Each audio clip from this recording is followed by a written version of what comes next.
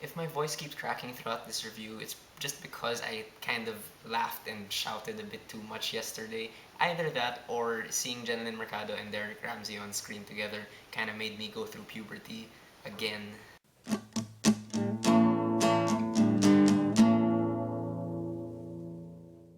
English Only Please is directed by Dan Villegas, written by Antoinette Jadaune and Ange Pesumal, and stars Jenlyn Mercado, Derek Ramsey, Kian Cipriano, and Kai Cortez. And in English Only Please, Jenlyn Mercado plays Tere, who is this language teacher, a very bubbly one at that, who has a very bad habit of giving out a lot of money to lots of people who don't really deserve it. And she gets a student one day, Julian, who is a Filipino-American played by Derek Ramsey, who comes to the Philippines because he wants this hate letter he wrote translated, and he wants to learn how to say this letter like the perfect Filipino way so he can like take it out on his ex, who obviously is not over yet. And obviously, Tere and Julian bond over the course of this movie. Oh.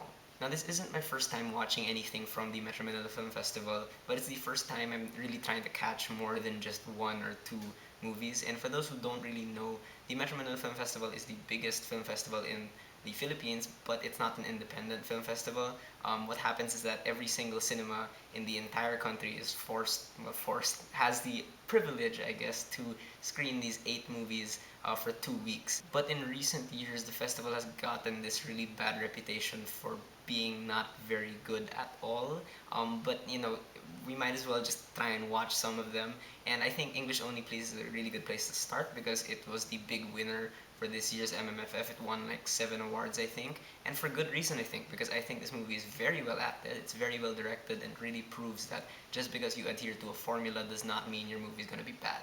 As a Filipino romantic comedy, I think English Only Please really kind of sets itself apart, and you can see it right off the bat from its locations, from its production design, because it avoids that typical rom-com move of glamorizing things to the point of impossibility, because there are lots of romantic comedies, not just Filipino ones, that really kind of put the characters in like these really lavish places where no one would actually go. And it dresses the characters in outfits that you wouldn't wear outside of red carpet. But here, all the locations are really just kind of kept small and intimate. And the interesting thing is that this movie has a reason to maybe go to those lavish places because Julian's character is he's a rich guy, but the movie doesn't even take that kind of opportunity. It really just kind of keeps things small and simple to really focus the movie on the character relationships. But on the other side of the coin, this movie does look like a lot of other romantic comedies in the sense that it's very colorful, it's very vivid, like most other rom-coms, though that's not necessarily a bad thing. Like I said, this movie really kind of proves that when you adhere to a formula, it doesn't mean you're going to be generic at all. It's cool also how the editing bounces back and forth between Tere and Julian, kind of making it clear that this story is about the both of them. It's not just told from Tere's point of view or Julian's point of view. And it kind of shows that no one is really chasing after the other. This is just like the movie starts out with both of them on their own arcs. And this movie is very, very nicely paced because it's always kind of moving at a steady clip. Although it does have its slow moments, but I think they're handled very well. They're not kind of treated as throwaway moments, they're really treated with respect and like important character moments. The interesting thing about the plot structure of this movie is that I thought it was just gonna follow that kind of structure of, kind of following the tutorial sessions between Tere and Julian and like following their individual arcs. But then sometime in the middle of the movie, it does like a 180 and the arcs kind of combine when they finally kind of get into a real kind of friendship. And yeah, that's pretty formula, but at that point, the groundwork has been laid very, very well, so you really do care about Tere and Julian. And speaking of them, they do crazy things, like Tere keeps giving out money, and Julian is obviously not over his ex-girlfriend, but they really kind of explain it very well in the movie, so that they're kind of believably crazy in a way.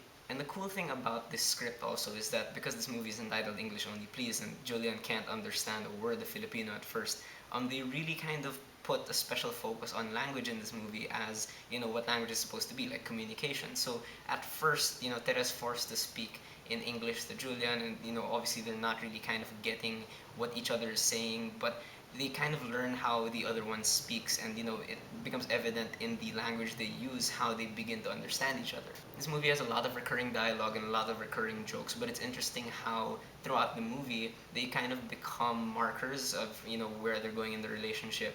And the meaning of these in-jokes sometimes just kind of changes and shows again like how they're beginning to understand each other.